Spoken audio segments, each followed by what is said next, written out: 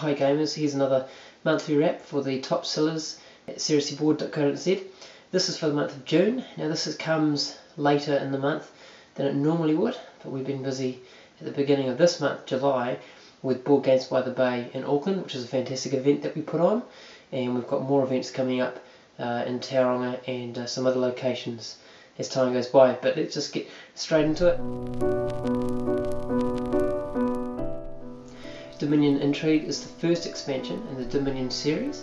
Now it can actually be played as its own base game, so if you don't have Dominion you can actually just start straight at Dominion Intrigue. It does require a little bit more knowledge of the game, but basically it is slightly slower than the original base game, but much more interactive, and that is why it's slower, because a lot of the actions you do can affect other players and their hands and so on. But we do recommend that if you do have Dominion and you're looking for your first expansion, Dominion Intrigue is a great place to start. Number 4 was Alien Frontiers. Now Alien Frontiers was a startup game essentially that was launched through funding from Kickstarter, and it is a dice based game where basically you roll dice, and then based on what you've rolled you assign different tasks for colonisation on the planet. Now it is a very cool game. I really enjoyed it when I played it, even though I got beaten quite thoroughly, as is the norm. But very good game, and despite being a Kickstarter product, you'd never know that it was just a startup. You'd think it was from a well-established publisher, and so hopefully we'll see more from those guys. Number 3 was Saboteur. Saboteur is a regular on our bestsellers list. If it's not in the top 5, then it's usually not far behind.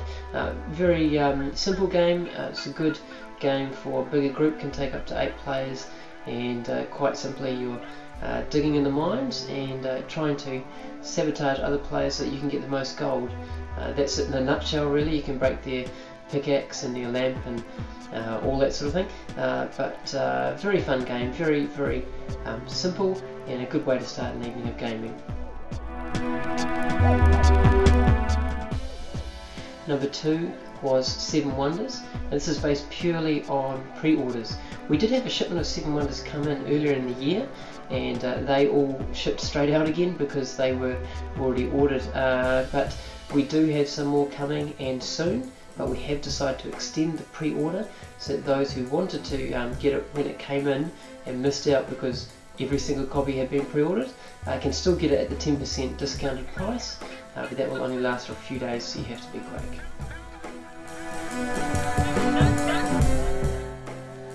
Number 1 was Forbidden Island. Now, Forbidden Island is actually our all-time bestseller.